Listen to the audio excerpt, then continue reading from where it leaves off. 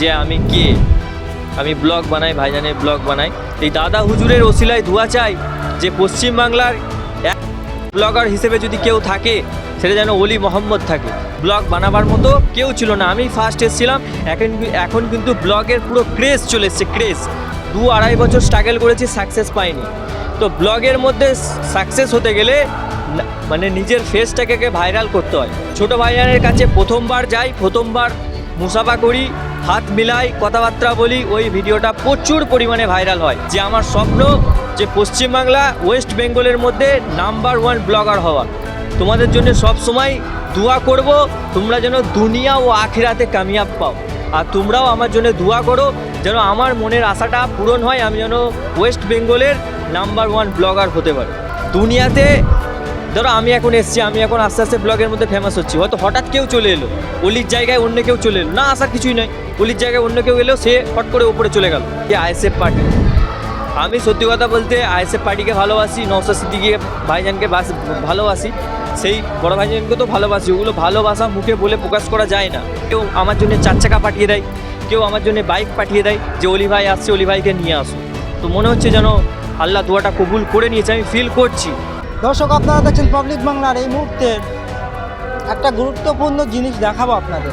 কোনোদিনও দেখেছেন যে ইউটিউবে জিরো থেকে হিরো? আমরা দেখেছি বেশ কয়েকদিন সেই কলকাতার ফুটপাতে একজন পরোটা বিক্রেতা, তার নাম হচ্ছে রাজুদার পকেট পরোটা। অ্যাকচুয়ালি তাকে কেউ চিনত না। সেই মানুষটা রীতিমধ্যেই সোশ্যাল মিডিয়ায় প্রচুর পরিমাণ ভাইরাল হয়েছে। আর এই মুহূর্তে ঠিক এমন একজন মানুষের সঙ্গে আমরা কথা বলবো যে টোটালি ইউটিউবে জিরো থেকে হিরো। আর চ্যানেলের নাম বললে অবশ্যই আপনারা বুঝতে পারবেন, you R Oli blog. You আর অলি এই নামটা এতটুকুই যথেষ্ট, কারণ এই নামটা চেনে গোটা বাংলার মানুষ। আমরা সরাসরি এই মুহূর্তে আমরা পেয়েছি এবং আমরা কথা বলার চেষ্টা করব ঠিক কীভাবে জিরো থেকে হিরো হলো ইউটিউবে। কেমন আছেন? পাবলিক বাংলার স্বাগত। আমি ভালো আছি, তুমি কেমন আছো বলো? গোটা বাংলার মানুষের প্রশ্ন একটাই জাগছে যে ইউটিউবে কাজ করতে গেলে অনেক মানুষের একটা পরিশ্রম করতে হয়। কেউ 1 বছর, 2 বছর, 5 বছর চ্যানেলের সফলতা করতে পারছে না, যে আপনি হঠাৎ করে জিরো থেকে হিরো ইউটিউবে, কী কারণ? কারণ বলতে প্রথমে যে বললে না 2-3 বছর লেগে যায়, তো আমি 2-3 বছর আছি সোশ্যাল মিডিয়াতে। তো এখন মানুষ আমাকে চিনছে, এই 2 মাস 3 মাস হলো আমাকে ভালোভাবে লোক চিনছে যে আমি কে, আমি ব্লগ বানাই, ভাইজানের ব্লগ বানাই।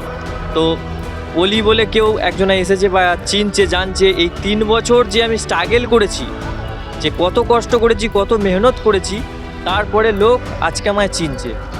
তো তুমি হয়তো ভাবছো, তোমরা হয়তো সবাই ভাবছো যে হঠাৎ করে সাকসেস পেয়ে যাচ্ছি সোশ্যাল মিডিয়াতে, ওরকম কিছু না। তো আমি অনেক কষ্ট করেছি, আর এই কষ্টটা মানে আমি আরও করতে চাই। এই কষ্ট করার জন্য জিনিসটা। আগের প্ল্যান এবং ইউটিউব নিয়ে আগের পদক্ষেপ কি থাকবে? ইউটিউব প্ল্যান বলতে আমি আল্লাহর কাছে দোয়া চেয়েছি। আর আমি যখন ফুরফুরা শরীফ যাই, দাদা হুজুরের ওখানে জিয়ারত করি। আর দাদা হুজুরের ওসিলায় আমি দোয়া চাই যে আল্লাহ, আমি তোমার কাছে এই দাদা হুজুরের ওসিলায় দোয়া চাই যে পশ্চিমবাংলার এক ব্লগার হিসেবে যদি কেউ থাকে সেটা যেন অলি মোহাম্মদ থাকে। তো এই দোয়াটা আল্লাহ কবুল করবে কিনা জানি না, কিন্তু কিছু কিছু সময় মনে হয় এত ভালোবাসা পাই, এত মানে আগে আমি ভিডিও বানাতে গেলে অনেক পরিশ্রম করতে হতো, আর এখন আমি ভিডিও বানাতে এলে, বিশেষ করে ভাঙড়ে এলে, আমার মানে ভাঙড়ের আশেপাশে এলাকায় পা দিয়া মানে আমার যেটা 100% মেহনত করতে হতো সেটা 20%-এ চলে আসে। মানে মেহনত আমার অনেক কমে যায়। হয় কেউ আমার জন্য 4 চাকা পাঠিয়ে দেয়, কেউ আমার জন্য বাইক পাঠিয়ে দেয় যে অলি ভাই আসছে, অলি ভাইকে নিয়ে আসো। এটাই মানে আমি মাঝে মাঝে ভাবি যে আমি দোয়াটা চেয়েছিলাম, হয়তো দোয়াটা কবুল হচ্ছে বা হয়ে গেছে। আস্তে আস্তে যে কোনো জিনিস, একটা গাছ বড় হতে সময় লাগে, তো মনে হচ্ছে যেন আল্লাহ দোয়াটা কবুল করে নিয়েছে, আমি ফিল করছি। বাকি কি হবে জানি না। এই যে নাম, এই যে একটা অলি যে নাম, এই শব্দটা সবাই দেখছে এবং এক এক করে মানুষের আমরা দেখছি, মানুষ ভিড় করছে, কেউ বা সেলফি তুলছে, হাতে হাত মেলাচ্ছে। এই যে একটা ফেমাস নাম অলি হয়ে উঠেছে, মানুষের কাছে জনপ্রিয়তা হয়ে উঠেছে, এই জনপ্রিয়তা ধরে রাখতে পারবে বলে মনে হচ্ছে আপনার? কারণ যেহেতু আমরা কথায় যেটা শুনেছি যে মানুষ সফলতা অর্জন করে যখন কিছু বড় ধাপে উঠতে চায় তাকে পিছন থেকে অনেক মানুষ তাকে লাভার চেষ্টা করে, এরকম তো পরিকল্পনা করতে পারে এক শ্রেণীর মানুষ, ধরে রাখতে পারবেন নামটা? তবে একটা কথা বলি, আমি কোনো ভাইরাল ব্যক্তির মতো ভাইরাল হয়নি। তো আমি যে কোনো কাজ, যেরকম ধরো বাইক সারানো বা কাঠের কাজ বা রাজমিস্ত্রির কাজ বা চাষবাস করা, একটা কাজ শিখতে হয় তারপরে সেটাকে সে মানুষ করতে পারে। তো আমি কোনো যে ভাইরাল রাজুর পরোটা বা রানু মণ্ডল বা আরও যেসব ভাইরাল হয়েছিল কাঁচা বাদাম, তাদের মতো কিন্তু আমি ভাইরাল হইনি। আমি কিন্তু অনেক মেহনত করে কাজটা শিখেছি, শেখার পরে আমি কিন্তু কাজের মধ্যে সফলতা পাচ্ছি। আমি আমার দেখতে পাবে ব্লগ তো আমি যখন ফার্স্ট ভাইজানের ব্লগ বানাই তখন কিন্তু কেউ ছিল না, ব্লগ বানাবার মতো কেউ ছিল না, আমি ফার্স্ট এসেছিলাম। এখন কিন্তু ব্লগের পুরো ক্রেজ চলে এসছে, ক্রেজ। আমি যেখানে ব্লগ করতে যাই 8টা 10টা ছেলে ব্লগিংয়ে থাকে, কিন্তু আমি সবসময় মাথার মধ্যে একটা জিনিস চিন্তা করি যে ব্লগ আমি এমন প্রেজেন্ট করব যে কেউ ভাবতে পারবে না যে ব্লগটা কিভাবে বানালো। শুধু কি ভাইজানের ব্লগ করা হয় না ভিন্ন রকমের? তো আগে আমি প্রথমে ভাইজানের ব্লগ বানাতাম না, আমি প্রথমে অন্য ক্যাটাগরির ব্লগ বানাতাম, যেটা হচ্ছে আরও আদার্স ইউটিউবাররা যেটা বানায় সেই ব্লগ বানাতাম। কিন্তু আমি ওইতে 2-2.5 বছর স্ট্রাগল করেছি, সাকসেস পাইনি। তো ব্লগের মধ্যে সাকসেস হতে গেলে মানে নিজের ফেসটাকে ভাইরাল করতে হয়। আমার ব্লগ কেন দেখবে লোকে? আমি কে? আমি কি হিরো যে আমার ব্লগ দেখবে? তো আমাকে আগে লোকের কাছে পরিচিত করাতে হবে, তবে তারপরে দেখবে। তো সেই জিনিসটা 2-2.5 বছর করার পরেও আমার ব্লগ কেউ দেখিনি, আমি ওদের সফলতা পাইনি। ছোটো ভাইজানের কাছে প্রথমবার যাই, প্রথমবার মুসাফা করি, হাত মিলাই, কথাবার্তা বলি, ওই ভিডিওটা প্রচুর পরিমাণে ভাইরাল হয়। আর তখন থেকেই তোমরা আমাকে আস্তে আস্তে চিনতে পেরেছো।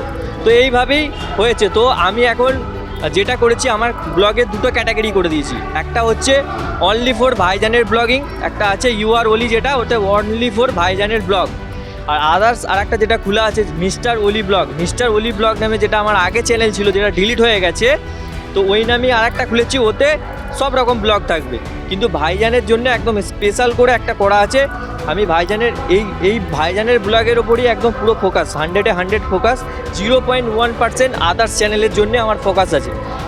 ওই চ্যানেলেও ভিডিও ছাড়লে আমার ভিউজ পড়ে, কিন্তু ওতে আমি কাজ করার সময়ই পাই না।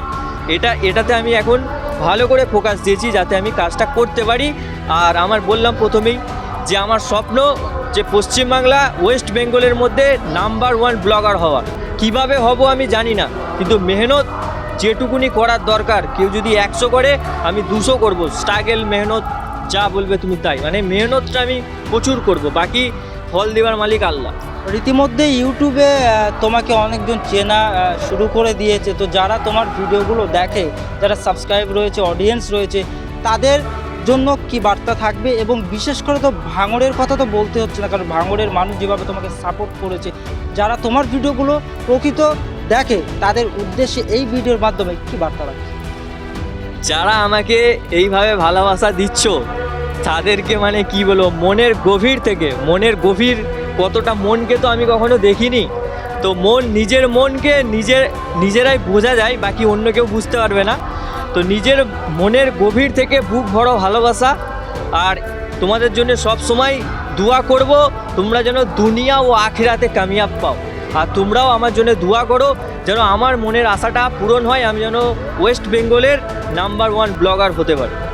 এই যে অনেকেই আছে যে ওলি ব্লগস, মানে এখন ইউটিউব খুললেই তো বলতে হচ্ছে না যে ওলি ব্লগসের নাম, কারণ যেভাবে আপনি পরিমাণে ভাইরাল হয়েছে।